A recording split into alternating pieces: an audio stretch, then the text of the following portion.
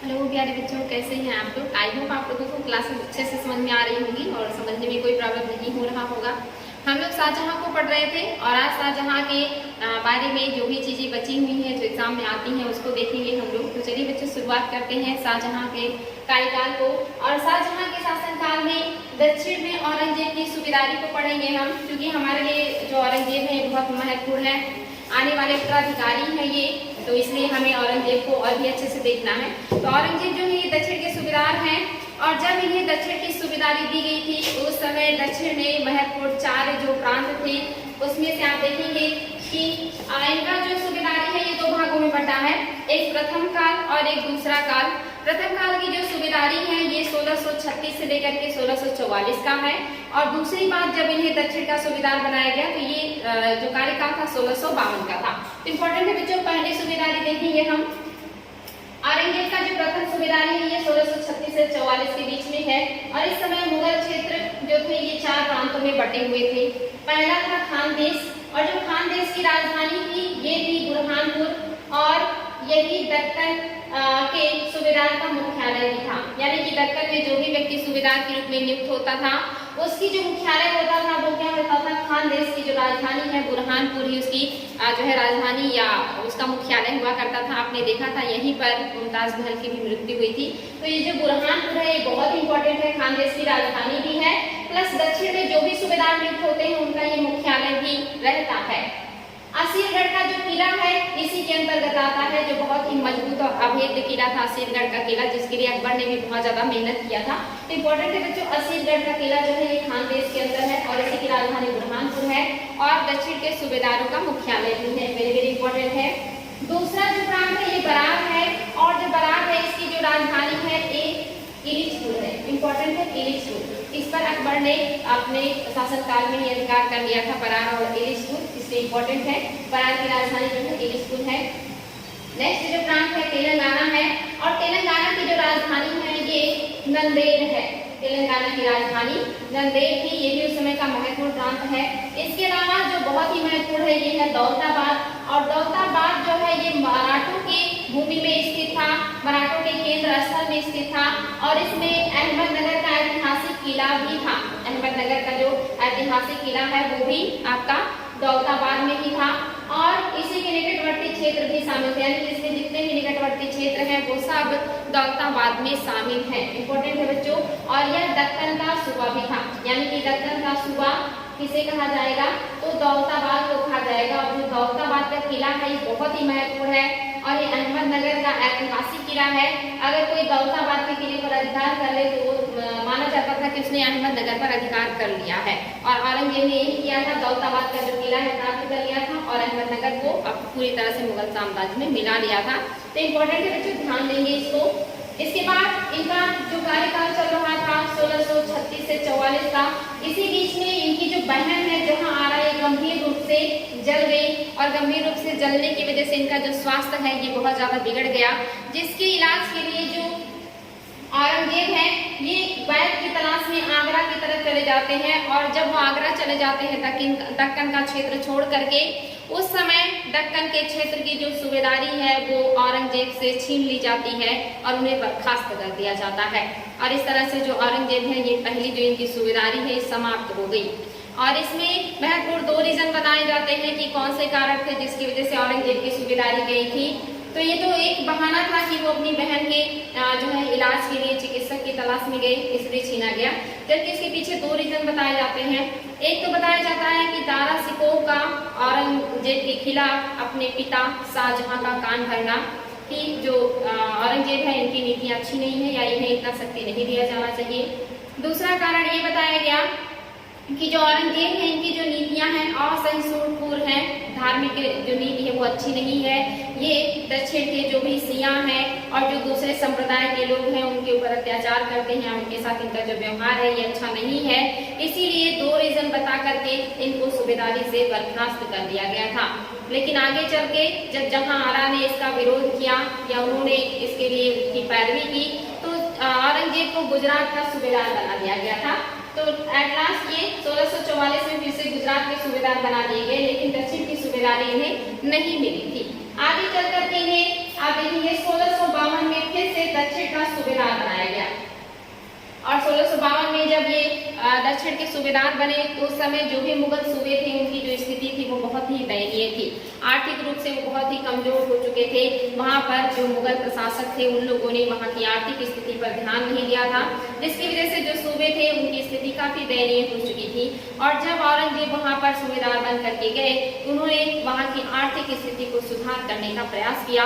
और इसके लिए उन्होंने क्या किया है, इसके लिए उन्होंने वहां पर जो है मुर्शिद कुली खां से जो मुर्शिद कुली खां है, इन्होंने क्या किया है, टोडरमल और साथ ही मलिक अंबर की जो लगान व्यवस्था है उसको लागू किया दक्षिण के सूबों में। औरंगजेब ने मुर्शिद कुली को नियुक्त किया कि आप दक्षिण के सूबे की जो हालत है, आर्थिक स्थिति है, इसे सुधार करने का उपाय सुझाएं या बताएं कि क्या किया जाए कि आर्थिक स्थिति इनकी सुधरे। तो मुर्शिद कुली खां ने क्या किया, यहाँ पर जो टोडरमल की 10 साला पद्धति थी, इसी को मलिक अंबर ने भी अपनाया था। तो इन दोनों के द्वारा जो भूमि पद्धति अपनाई गई थी उसको इन्होंने अपना करके यहाँ की जो आर्थिक स्थिति है उसको सुधार करने का प्रयास किया और धीरे धीरे जो स्थिति है वो सुधर गई थी। और इन्हीं के समय में आप देखेंगे जो औरंगजेब है ये बीजापुर और जो गोलकुंडा है इसके अस्तित्व को पूरी तरह से समाप्त करना चाहते हैं। इनकी हार्दिक इच्छा है कि जो गोलकुंडा है और जो बीजापुर है वो पूरी तरह से मुगल साम्राज्य में शामिल होना चाहिए और इसका जो अस्तित्व है ये अब समाप्त हो जाना चाहिए, यानी कि वो मुगल साम्राज्य का हिस्सा बने। ऐसा जो है औरंगजेब का सोचना है या उनका विचार है। और इसी क्रम में इन्होंने अपना कार्य भी करना शुरू कर दिया था। इन्होंने क्या किया है, गोलकुंडा में 1636 ईस्वी में जो संधि की गई थी, गोलकुंडा ने 1636 ईस्वी में शाहजहां से संधि किया था और संधि के आधार पर उसने जो है वार्षिक 6 लाख नजराने के रूप में देने की बात की थी। इसके अलावा उसके ऊपर और भी खर्चाने लगाए गए थे और बाकी का उन्होंने जो है धीरे धीरे करके चुकता करने की बात की थी।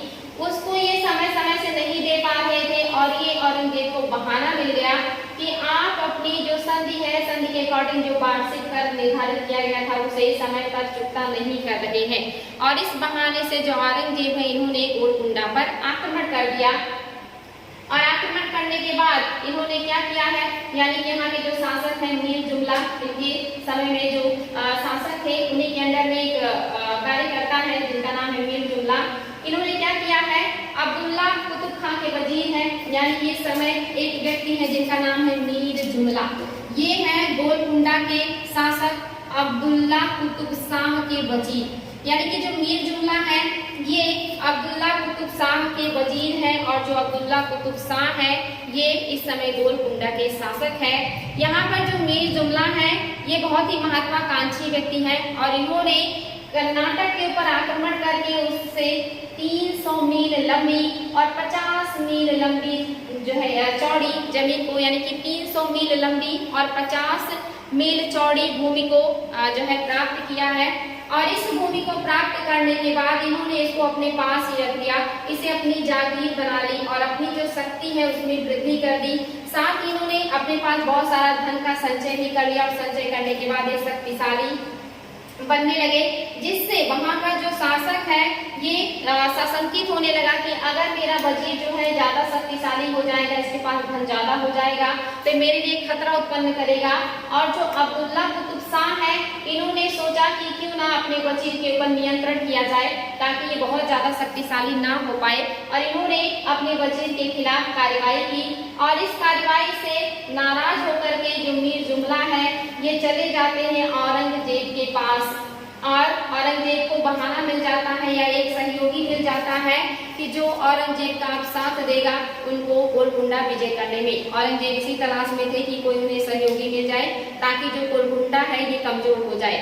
अब जब ये जो मीर जुमला है ये चले जाते हैं औरंगजेब के पास तो इनके जो पुत्र है इनके ऊपर जो है गलत व्यवहार करके या इनके साथ गलत व्यवहार करके यहाँ के जो शासक है इन्होंने इनके पुत्र को पदस्थ कर दिया, यानी कि मीर जुमला के पुत्र को जो भी उनको दिया गया था कार्य करने के लिए उससे हटा दिया गया और उनका सारा जो संपत्ति है उसे छीन लिया गया। यहाँ पर जो शाहजहां है इनके खिलाफ जो है इसमें एक्शन लेते हैं या डांटते हैं तो ये जो मीर जुमला के पुत्र है इन्हें वापस इनकी जो स्थान है उसको सौंप दिया जाता है। लेकिन मीर जुमला जो है ये औरंगजेब से मिल चुके हैं और उस समय जो औरंगजेब है दक्षिण के सूबेदार कब्जेदार हैं और इन्हें एक बढ़िया जो है मोहरा मिल गया है गोलकुंडा के खिलाफ। और इन्होंने मुईर जुमला को अपने पिता यानी कि शाहजहां से 5000 का मनसब दिलवाया और उनको शाही सेना में भर्ती कर लिया। आगे चल करके जो औरंगजेब है ये क्या करते हैं, गोलकुंडा के खिलाफ आक्रमण की तैयारी कर लेते हैं और गोलकुंडा पर आक्रमण कर देते हैं। और साथ ही इन्होंने क्या किया, हैदराबाद को जीत लिया और गोलकुंडा के किले को इन्होंने घेर लिया। ऐसे में जो गोलकुंडा के शासक हैं अब्दुल्ला कुतुब शाह, इन्होंने जो है ये घबरा गए और इन्होंने शाहजहां के पास अपना दरबारी दूत भेजा और उनसे व्यक्तिगत रूप से सिफारिश की कि आप ये घेरा हटवा लीजिए। और इस तरह के सिफारिश के बाद या इस तरह की प्रार्थना के बाद जो शाहजहां है उन्होंने औरंगजेब के पास आदेश भेजा कि वहां से तत्काल घेरा हटा लिया जाए, यानी कि गोलकुंडा के ऊपर आक्रमण नहीं करने का आदेश दिया शाहजहां ने। लेकिन औरंगजेब ने यहाँ बड़ी चतुराई से काम किया।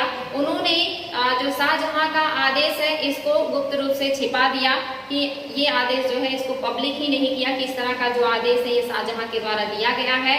और उन्होंने इस घेरे को नहीं उठाया और लगातार ये घेरा जो है डाले रहे। और आगे चल करके जो गोलकुंडा का शासक है वो विवश हो गया इनसे जो है संधि करने के लिए। और आगे चलकर जो औरंगजेब है ये संधि कर लेते हैं और संधि करने के बाद इन्हें बहुत सारे फायदे होते हैं।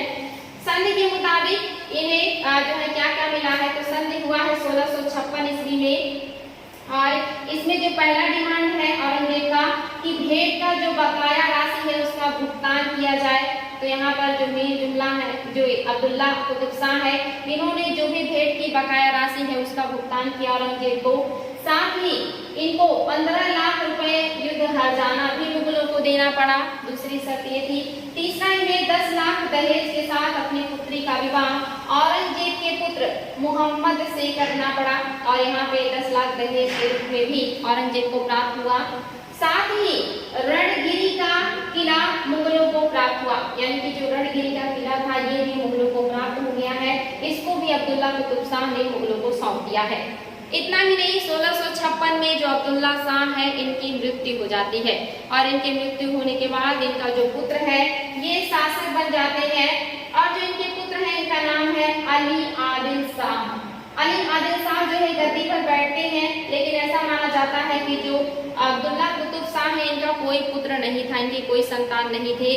और जो अली आदिल शाह है इन्हीं को ये अपने पुत्र की तरह मानते थे और इन्हीं को गद्दी जो है मिली इनकी मृत्यु के बाद। और इस बात का पता जब औरंगजेब को चला कि उनका कोई अपना पुत्र नहीं है और जो भी राजगद्दी पर बैठा है वो सिर्फ उनका जो है मानना, मतलब एक तरीके से कहीं माना हुआ पुत्र है, तो औरंगजेब ने उन्हें जो उनका वाजिब उत्तराधिकारी मानने से इनकार कर दिया और गोलकुंडा पर फिर से आक्रमण के लिए शाहजहां से परमिशन मांगा। और शाहजहां से परमिशन मिलने के बाद उसने फिर से गोलकुंडा पर आक्रमण कर दिया। और इस बार जो औरंगजेब है उन्होंने आक्रमण करने पर क्या किया है, बीदर का किला भी जीत लिया जो कि गोलकुंडा में था।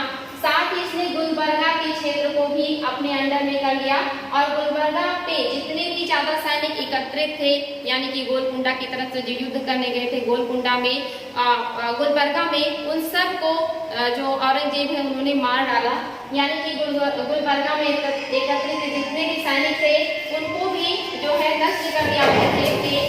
साथ ही औरंगजेब ने कल्याणी के किलों को भी जीत लिया और इसको जीतने के बाद अपने अंदर में ले लिया।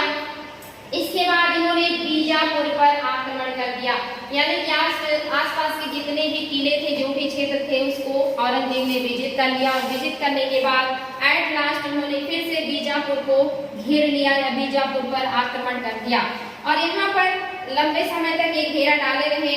इस बार जो यहाँ के शासक हैं आदिल शाह, इन्होंने शाहजहां से जो है संदेश भेज करके संधि करने की बात कही और यहाँ पर जाकर के संधि समझौता संपन्न हुआ दोनों पक्षों के मध्य में। और इस बार जो संधि हुआ इसमें क्या शर्तें हैं, इसमें कहा गया कि जो बीजापुर है ये बीजापुर का राज्य एक बड़ा हिस्सा जिसमें बीदर, कल्याणी, परेंदा के किले हैं, ये सारा मुगलों को सौंपना पड़ा जो है गोलकुंडा को। गोलकुंडा ने एक बड़ा हिस्सा अपना दिया जो है मुगलों को। इसके अलावा बीदर का और कल्याणी का और परिंदे का जो किला है, ये सारी जो किले हैं वो भी मुगलों को सौंपा गया। ये मुगल साम्राज्य में मिला दिया गया। दूसरा जो आदिल शाह है, इनको खजाने के रूप में 1 करोड़ रुपए देने पड़े, जो कि बहुत ही हैवी अमाउंट था उस समय के लिए।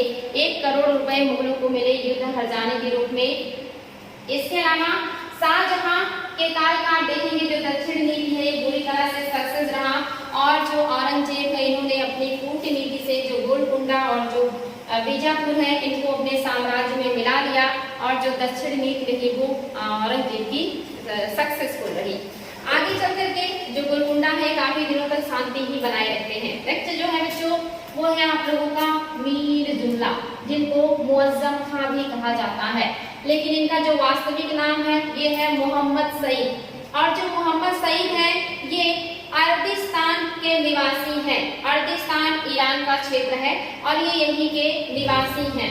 आर्थिक स्थिति जो मीर जुमला की है इनके फैमिली की अच्छी नहीं थी, और इसी वजह से इन्होंने अपना पढ़ाई लिखाई छोड़ दिया और जो है एक जौहरी के यहाँ काम करना शुरू कर दिया इन्होंने।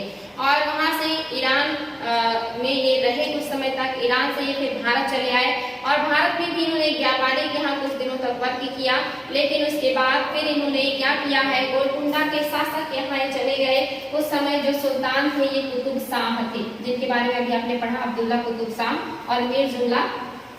इनके यहाँ ये चले आए सेवा में, और इनके बहुमुखी प्रतिभा से प्रभावित होकर के यहाँ के जो शासक हैं अब्दुल्ला कुतुब शाह ने, इन्होंने इनको क्या किया है, इन्हें बना दिया अपने यहाँ अभिलेखपाल, यानी कि जो अभिलेखों को सुरक्षित करने वाला है, जो लिखने पढ़ने का काम करे, जो कागजातों को देखे, ये बना दिया गया है जो है मीर जुमला को यहाँ के शासक के द्वारा। आगे चल करके इनका जो पद है और भी बढ़ा, इन्हें हवलदार का पद पे नियुक्त किया गया, और इसके अलावा फिर इन्हें सरखेल के पद पर भी नियुक्त किया गया, और आगे चल करके अंत में इन्हें मीर जुमला की उपाधि या पद दी गई। मीर जुमला का मतलब होता है प्रधानमंत्री। ये जो पद है मीर जुमला की, ये आकर के गोलकुंडा में मिला है इनको, जबकि इनका जो नाम है मोहम्मद सईद है।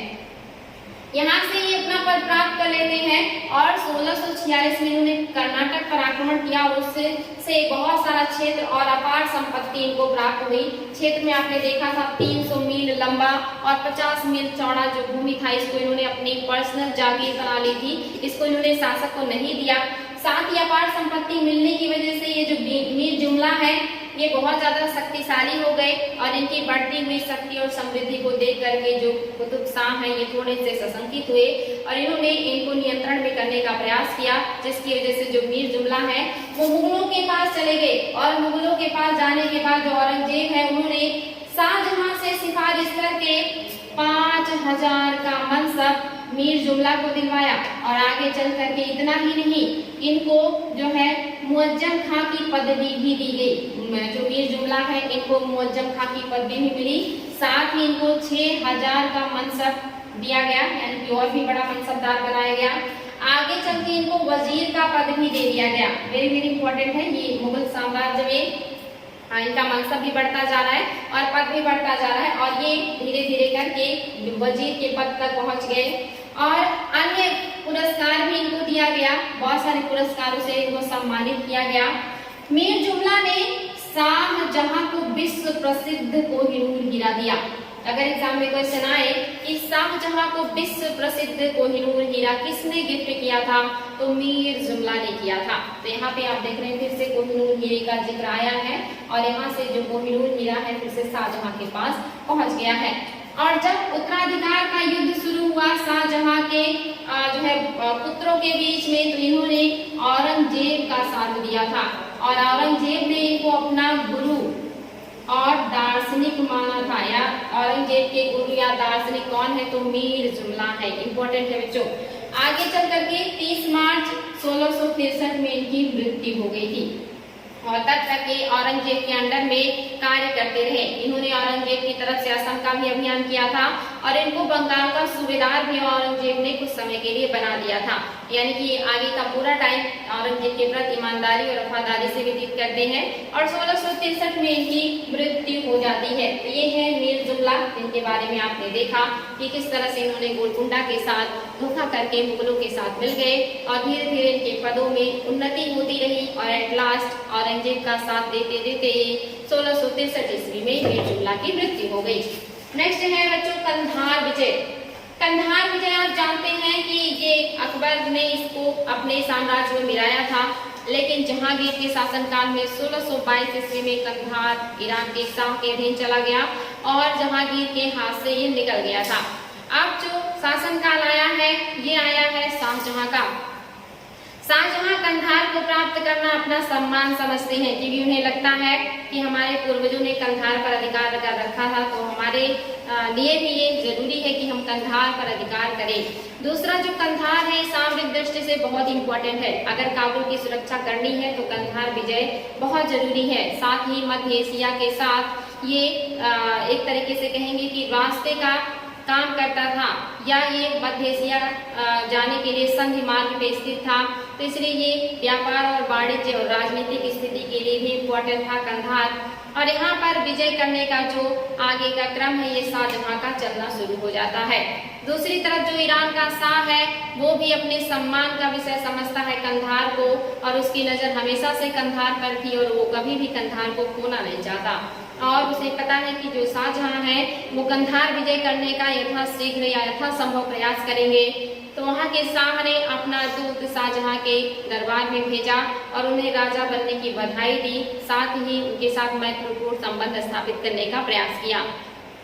आगे चल करके जो शाहजहां है इन्होंने भी अपना दूत भेजा वहां के शासक के यहाँ यानी कि शाह के यहाँ, और अपने दूत को जो है मैत्रीपूर्ण संबंध स्थापित करने के लिए नहीं बल्कि कंधार जाकर के ईरान के शाह के यहाँ जाकर के वहाँ की यथास्थिति जानने के लिए भेजा था कि आप जाएं और जितना जल्दी हो और जितना ज्यादा हो जो है खबर ले करके वापस आए और हमें बताएं कि क्या इस समय सही परिस्थिति है कंधार विजय करने की। और जो इनके द्वारा भेजा गया दूत था ये ईरान जाता है, और जो ईरान का शाह था उसे पता था कि जो शाहजहां है ये जरूर प्रयास करेंगे कंधार विजय करने की, तो उसने बड़ी चालाकी से दूत को 1 साल तक अपने दरबार में ही रोके रखा, वापस नहीं आने दिया और दूत से जानने का प्रयास करता रहा कि आखिर शाहजहां की मंशा क्या है, कंधार को लेकर के शाहजहां क्या सोचते हैं। लेकिन 1 वर्षों के प्रयास के बाद भी उसे दूत से कोई भी खबर नहीं मिली, तो उसने अपना दूत शाहजहां के साम्राज्य में भेजा और ये कार्य जो है चल ही रहा था, दूतों का आदान प्रदान चल रहा था। और आगे चल करके आप देखेंगे कि जो दूत है ये भी मुगल दरबार में आता है, यानी कि इन्होंने क्या किया है अपना दूत भेजा है जिसका नाम है मोहम्मद अली, ये ईरान के शाह ने भेजा है मुगल दरबार में। और ये जब आता है तो शाहजहां ने भी अपना दूत मीर बका को ईरान भेजा था, और जब मीर बका फारस में ही था तो उसी समय शाह सफवी ने मोहम्मद अली बेग को भी अपना दूत बना करके भेजा था। यानी कि जो शाहजहां है इन्होंने क्या किया, मीर बका को बना के भेजा दूत कि आप जाइए और वहां का खबर लेकर के आइए जल्दी और हमें बताइए कि क्या स्थिति है, हम कंधार आक्रमण करें या ना करें। तो जो मीर बका है वहां गए और ईरान में ही इन्हें 1 साल रुकना पड़ा, क्योंकि वहां के शाह ने इन्हें जानबूझ करके 1 सालों तक अपने दरबार में रोके रखा। और उसी बीच जो है शाह ने भी अपना दूत भेजा मोहम्मद अली बेग को और मुगल दरबार में आए। ये जो शाह का आया था जो है दूत, इससे मुगल बादशाह शाहजहां ने भी बहुत प्रयास किया कि वो जाने कि जो शाह की मंशा क्या है, कंधार को लेकर के शाह क्या सोचते हैं। लेकिन शाहजहां को भी यहाँ पे सफलता नहीं मिली। दोनों शासक अपनी अपनी महत्वाकांक्षा को लिए हुए हैं और दिखाने के लिए दिखा रहे हैं कि हमारे मन में ऐसा कुछ नहीं है कंधार को लेकर के, हम सिर्फ मैत्रीपूर्ण संबंध स्थापित करना चाहते हैं। लेकिन दोनों तरफ से प्रयास यही है कि दोनों शासकों के मन में क्या चल रहा है, कंधार विजय को लेकर के। और इस तरह से ये जो आते हैं अली बेग ये भी काफी समय तक मुगल दरबार में ही रह जाते हैं। आगे चल करके ये प्रक्रिया चली रही थी। 16 मई 1635 ईस्वी में शाह शुजा ने पुनः अपने शाहजहां ने पुनः अपने 2 राज्य के जो दूत हैं वो भेजे। एक तो थे सफदर खां और उसके पश्चात मिर्जा हुसैन, यानी कि लगातार इन्होंने 2 और दूत भेजे 1633 के बाद। पहले थे सफदर खां और दूसरे हैं मिर्जा हुसैन, और मैत्रीपूर्ण संबंध स्थापित करने का प्रयास किया। और इतने सारे दूतों के मुगल दरबार से आने के बाद जो शाह है इन्हें यकीन होने लगता है कि जो शहंशाह हैं यानी कि शाहजहां हैं उनके मन में कंधार विजय को लेकर के कोई भी जो है संशय नहीं है या कोई भी उनका सपना नहीं है इस तरह का कि वो कंधार विजय करेंगे। और जो ईरान का शाह है वो निश्चिंत होने लगता है कि ऐसी कोई बात नहीं है। आगे चल करके जब ये सारी चीजें चली रही थी तो उसी समय एक मुगल अधिकारी कुलिज खां ने फारस के राज्यपाल, जो कि कंधार का जो है राज्यपाल है, फारस के द्वारा नियुक्त किया गया है, इससे अली मर्दान खां ने क्या किया है, कंधार का दुर्ग समर्पित करने के लिए बातचीत करना शुरू कर दिया। यानी कि एक मुगल अधिकारी है, इन्होंने नियुक्त किया है मर्दान खां को, और ये फारस के राज्यपाल जो हैं अली मर्दान से बात करना शुरू कर देते हैं कि आप अपना जो दुर्ग है उसे मुगलों को सौंप दीजिए, उसके बदले में हम आपको मुंह मांगी रकम देंगे। और यहाँ पर जो मुगल अधिकारी है कुलिज खां ये बात कर ही रहे थे अली मर्दान खां से कि तभी जो अली मर्दान खां है इनसे जो ईरान का शाह है वो जो है जो भी इनसे संपत्ति उन्हें मिलती थी वो ना भेजने का कारण पूछता है। क्योंकि ये जो यहाँ के राज्यपाल हैं अली मर्दान खां, इन्होंने गैर कानूनी तरीके से बहुत सारी संपत्ति अपने पास इकट्ठा कर ली थी, और जो ईरान के शाह है इनके पास जो भेजना होता था उसको नियमित रूप से उनका हिस्सा नहीं भेजते थे। ईरान के शाह ने जब इनसे कहा कि आप जो बकाया राशि है उसे भेजिए, तो अली जो मर्दान खां है इन्होंने कहा कि हम हर वर्ष धीरे धीरे करके जितनी भी बकाया राशियां हम आपको चुकता कर देंगे। लेकिन जो ईरान के शाह है उन्हें इनकी बात से तसल्ली नहीं हुई, उन्हें लगा कि हमारा जो राज्यपाल है बहुत सारा संपत्ति इकट्ठा करके कहीं ऐसा ना हो कि हमारे साथ धोखा करे। तो उन्होंने अली मर्दान को अपने दरबार में बुलाया कि आप दरबार में उपस्थित हों और अपना यहाँ करके जो है बात को रखें।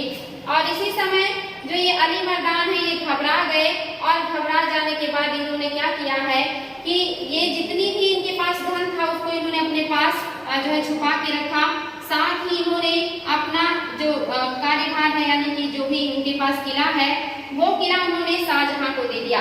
क्योंकि ये डर गए, जो अली मर्दान है ये डर गए कि कहीं ऐसा ना हो कि जब मैं शाह के दरबार में उपस्थित हूँ तो जो शाह है वो मुझे दंडित करे और मेरे पास जो धन संपत्ति है मुझसे छीन ले। और इस भय से इन्होंने शाहजहां से संधि करने की बात की, और शाहजहां से इन्होंने संधि कर लिया, और जो कंधार का किला है ये इन्होंने मुगलों को दे दिया। और इस तरह से जो मुगल है इनको बड़े आसानी से जो कंधार का किला है वो बिना किसी युद्ध के ही प्राप्त हो गया। और जब अली मर्दान ने ऐसा किया तो मुगल साम्राज्य के जो शासक यानी कि शाहजहां हैं उन्होंने इनको जो अली मर्दान है इनको मनसब भी दिया और अपने सेना में उच्च पद दिया, साथ ही इनको बहुत सारा सम्मान भी दिया और कंधार पर अपना अधिकार कर दिया। तो यहाँ पे आप देखेंगे बच्चों कि जो शाहजहां हैं इन्हें पुनः कंधार जो है वो प्राप्त हो गया है, और वहां पर इन्होंने अपना गवर्नर कुलिज खां को बना दिया है। कुलिज खां इंपॉर्टेंट है, आपने देखा है कि कुलिज खां ही जो है बात कर रहे थे अली मर्दान से कि आप अपना किला जो कंधार का वो हमें दे दीजिए, हम उसके बदले में आपको बहुत सारी रकम देंगे। तो इन्हीं के प्रयासों से अली मर्दान ने शाहजहां को ये किला दे दिया, तो कुलिज खां को ही यहाँ का राज्यपाल बना दिया गया और इन्होंने यहाँ का कार्यभार देखना शुरू कर दिया। साथ ही शाह शुजा जो शाहजहां के पुत्र हैं इनको भी नियुक्त कर दिया गया कि आप जाइए और कंधार की सुरक्षा कीजिए, और यहाँ ये काबुल से जो है कंधार के लिए भेज दिए जाते हैं। और जो अली मर्दान है इनको बहुत सारा मनसब और पुरस्कार दिया जाता है। और आगे चल करके जो 1642 में आप देखेंगे कि जो शाह सफवी हैं, जो ईरान के शाह हैं जिनके शासनकाल में कंधार शाहजहां के पास चला गया है, इनकी मृत्यु हो जाती है। और इस समय एक तरीके से कहेंगे शाहजहां का सौभाग्य भी था जब कंधार का किला अली मर्दान ने शाहजहां को दिया। उस समय जो शाह सफवी हैं ईरान के शाह, ये मध्य एशिया के युद्ध में उलझ गए थे, जिसकी वजह से कंधार विजय नहीं कर पाए और लगभग 3 सालों तक जो कंधार है ये मुगलों के अधीन रहा। लेकिन उसके बाद आप देखेंगे कि 1642 ईस्वी में जैसे ही शाह सफवी की मृत्यु हुई और उनका पुत्र शाह अब्बास सेकंड राजा बना, तो शाह अब्बास सेकंड ने फिर से कंधार विजय करने का प्रयास किया और इसने कंधार विजय कर लिया। 1649 ईस्वी में इसने कंधार पर अधिकार कर लिया।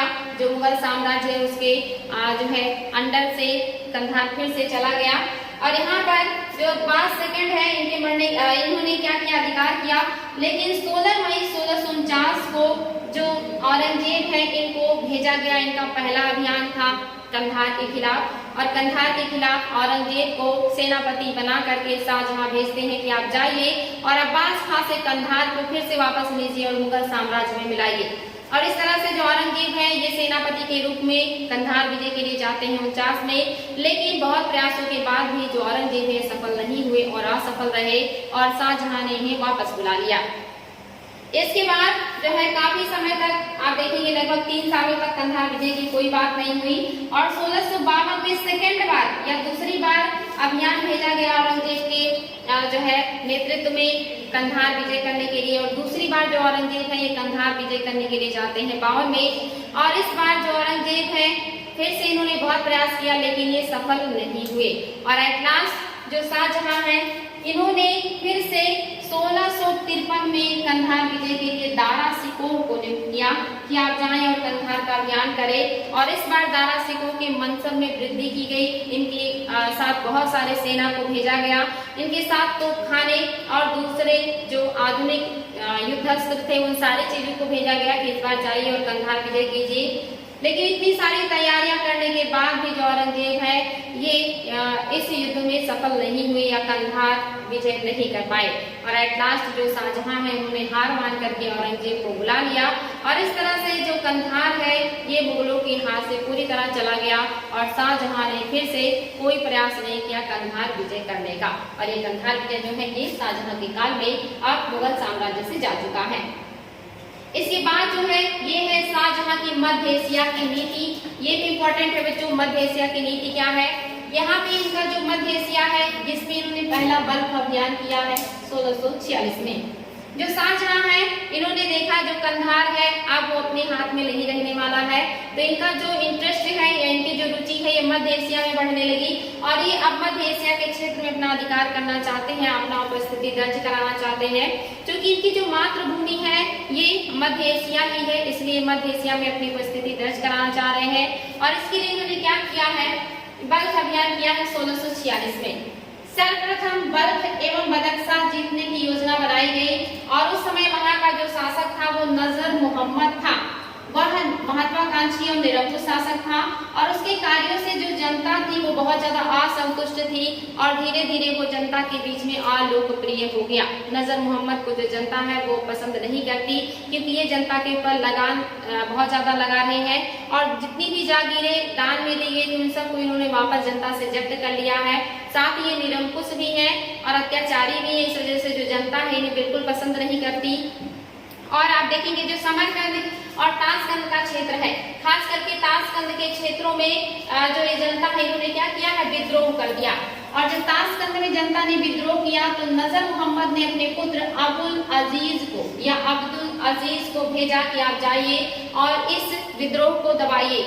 अब्दुल अजीज ने यहाँ पे जब गए और जाने के बाद इन्होंने खुद ही जनता के साथ मिलकर के विद्रोह कर दिया अपने पिता के खिलाफ और ये जनता का साथ देने लगे। और इस बात से जो इनके पिता है ये नाराज हुए और इन्होंने शाहजहां से मदद मांगी कि आप सैनिक रूप से हमारी मदद कीजिए ताकि हम ताशकंद का जो विद्रोह है इसे समाप्त कर सके और इन सारे क्षेत्रों को अपने अंडर में ला सके। और शाहजहां को इसी मौके का तलाश था कि किसी तरह कोई मौका मिले और मैं मध्य एशिया के राजनीति में हस्तक्षेप करूं। और शाहजहां ने यहाँ पर तुरंत काबुल से लाहौर से काबुल के लिए रवाना हुए और काबुल में जाने के बाद इन्होंने अपने पुत्र मुराद और उनके साथ एक और सेनापति जिनका नाम है अली मर्दान, मुराद और अली मर्दान को नेतृत्व दिया और इनके साथ बहुत बड़ी शाही सेना को तैयार किया कि आप लोग जाइए और जो नजर मोहम्मद है इनकी मदद कीजिए ताशकंद पर अधिकार करने में। नजर मोहम्मद की मदद कीजिए ताशकंद पर अधिकार करने में। ये जो है आदेश दे करके शाहजहां ने एक बड़ी सेना अपने पुत्र मुराद और अली मर्दान के नेतृत्व में भेजा और इन्हें सख्त हिदायत दिया कि वहां की राजनीति में कोई हस्तक्षेप नहीं करना है, आपको जाकर के नजर मोहम्मद की मदद करनी है और पहले जब वो ताशकंद पर अधिकार कर लेंगे उसके बाद हम कोई एक्शन लेंगे और वहां की राजनीति में हस्तक्षेप करेंगे। लेकिन शाहजहां के पुत्र जो मुराद है इन्होंने बहुत जल्दबाजी कर दिया या अपनी गलती की वजह से जो शाहजहां का नीति था ये फेल हो गया और इन्होंने पहुंच करके नजर मोहम्मद की मदद करने के बजाय बल्ख पर आक्रमण कर दिया। और जब इन्होंने बल्ख पर आक्रमण किया तो जो नजर मोहम्मद है वो भयभीत होकर के घबरा करके वहां से भाग गए और भागने के बाद अपने पुत्र से जाकर के मिल गए और अपने पुत्र से इन्होंने क्या किया, समझौता कर लिया। अब्दुल अजीज से इन्होंने समझौता कर लिया और समझौते में उन्होंने कहा कि समरकंद और बुखारा का क्षेत्र मैं तुम्हें दे दूंगा और जो बल्ख और बदख्शा है वो मेरे पास रहेगा और हम दोनों मिलकर के मुगल सेना का सामना करेंगे। यहाँ पर जो इनका पुत्र है ये अपने पिता की बात से सहमत हो जाता है और यहाँ पे जो मुगल सेना है इनको अब इनके पुत्र यानी कि जो है अब्दुल अजीज और साथ में नजर मोहम्मद, इन दोनों का संयुक्त रूप से सामना करना पड़ जाता है। और जो मध्य एशिया है वहाँ के लोग भी अब घबरा गए हैं कि अचानक से मुगल यहाँ पे कहाँ से आ गए और इस तरह से आक्रमण कर दिया। तो जो मुगल है इनके खिलाफ सारी सेना संयुक्त हो गई, लेकिन फिर भी जो मुराद है इन्होंने उन सबको हरा करके बल्ख और बदख्शा पर जो है अधिकार कर लिया। और बल्ख और बदख्शा पर अधिकार करने के बाद जो शाहजहां है वो क्या करते हैं, इनको वहां का प्रशासक नियुक्त करना चाहते हैं, इनको सूबेदार नियुक्त करना चाहते हैं मुराद को बल्ख और बदख्शा का। लेकिन जो मुराद है ये बहुत आराम तलब व्यक्ति है, इन्होंने जो है इस तरह के जलवायु में कभी नहीं रहे हैं। जो बल्ख बदख्शा का जो जलवायु बहुत ठंडा है और इस जलवायु में सर्वाइव नहीं कर पाते हैं और अपने साथ जो इनके सेनापति गए हुए थे जिनका नाम अली मर्दान है, इनको इन्होंने नेतृत्व सौंप दिया, यानी कि कार्यभार सौंप करके ये वापस लौट आते हैं काबुल और काबुल में आकर के रहने लगते हैं। और जब इस बात का पता शाहजहां को चला तो ये बहुत नाराज हुए मुराद के ऊपर और उन्होंने इनको दी हुई जितनी भी सुविधाएं थी, जितने भी मनसब थे वो सारे उनसे वापस ले लिया, छीन लिया और उन्हें वापस राजधानी में बुला लिया। और जिस तरह से जो मुराद है ये आगरा वापस आ गए। इसके बाद जो शाहजहां इन्होंने 1647 में औरंगजेब को बल्ख का प्रशासक नियुक्त कर दिया और औरंगजेब को भेज दिया बल्ख का नियंत्रण करने के लिए। और जब औरंगजेब बल्ख पहुंचे तो वहां का जो शासक है जिसका नाम आपने देखा था कि नजर मोहम्मद है, ये नजर मोहम्मद भाग करके ईरान के शाह के पास चले गए और यहाँ पर जब वो शाह के पास पहुंच गए तो जो औरंगजेब है ये वहाँ के प्रशासन के रूप में कार्य कर रहे हैं, नियंत्रण कर लिया इन्होंने वहाँ की स्थिति पर। लेकिन जो शाहजहां है ये चिंतित हुए, इन्हें लगा कि जो ईरान का शाह है अगर उसने नजर मोहम्मद की मदद कर दी तो हमारी जो मध्य एशिया में राजनीति है ये समाप्त हो जाएगी और हमारा जो है वहाँ पर जो साम्राज्य है वो समाप्त हो जाएगा और हमें जो है वापस आना होगा या हमारी मध्य एशिया में जो छवि है वो खराब हो जाएगी। तो यहाँ पे शाहजहां ने कूटनीति का एक तरीके से कूटनीतिक रूप से कार्य किया और इन्होंने ईरान के शाह को पत्र लिखा, उनके पास दूत भेजा और उनसे मैत्रीपूर्ण संबंध स्थापित किया और शाह से जो है रिक्वेस्ट किया कि जो आपके पास गए हुए हैं नजर मोहम्मद, उनसे कह दीजिए कि वो औरंगजेब से क्षमा मांग ले और मध्य एशिया का जो क्षेत्र है बल्ख और बदख्शा उन्हें हम वापस दे देंगे। लेकिन नजर मोहम्मद ने ये करने से इनकार कर दिया। उन्होंने कहा कि मैं औरंगजेब से क्षमा नहीं मांगूंगा। आगे चल करके जो बल्ख और बदख्शा है, जब ठंडक का मौसम आया तो यहाँ पे बहुत ज्यादा ठंड पड़ने लगी और इस जलवायु में जो मुगल सेना है ये सरवाइव नहीं कर पा रही थी, जिसकी वजह से धीरे धीरे करके वहां से मुगल सेना को भारत में वापस भेजना पड़ा और वहां से जो औरंगजेब है इनको भी शाहजहां ने वापस आने के लिए कहा और इन्होंने कहा कि जो नजर मोहम्मद है उनसे समझौता करके उनको बल्ख और बदख्शा वापस कर दीजिए और आप वापस लौट आइए, वहाँ की जलवायु आप लोगों के लिए ठीक नहीं है। और इस तरह से जो औरंगजेब है उन्होंने नजर मोहम्मद से समझौता करके जो बल्ख और बदख्शा है नजर मोहम्मद को सौंप दिया और ये वहाँ से वापस लौट आए। और जो नजर मोहम्मद है इन्होंने मुगलों के प्रति स्वामी भक्ति दिखाई और अपना जो क्षेत्र है आगे चल करके अपने पुत्र को दे दिया और खुद जो है मुगलों के प्रति अपना स्वामी भक्ति या कहिए कि मित्रता का व्यवहार बनाए रखा। तो इस तरह से माना जाता है कि जो मध्य एशिया की राजनीति है या बल्ख और बदख्शा का जो अभियान है ये शाहजहां का असफल रहा, क्योंकि यहाँ पे जब शाहजहां है इन्हें कोई राजनीतिक फायदा नहीं हुआ, ना तो यहाँ से इन्हें कोई पैसा मिला और ना ही इन्हें यहाँ से कोई क्षेत्र प्राप्त हुआ, बल्कि जो है इस तरह से इनको पैसे और जनधन की हानि हुई। लेकिन इन्हें सैनिक रूप से यहाँ सफलता मिली, जो मुगलों की सेना है इसकी प्रतिष्ठा यहाँ पे बढ़ गई थी और इस तरह से जो आपका ये बदख्शा यानी कि जो समरकंद का क्षेत्र है इसका अभियान समाप्त रहा और यहाँ पर जो मुगल है इनका जो कार्य है ये खत्म हो चुका है या मध्य एशिया से जो मुगल है ये अब आ चुके हैं। तो ये था बच्चों जो शाहजहां है उनके समय में कुछ महत्वपूर्ण अभियान जो बचे हुए थे वो आपने देखा।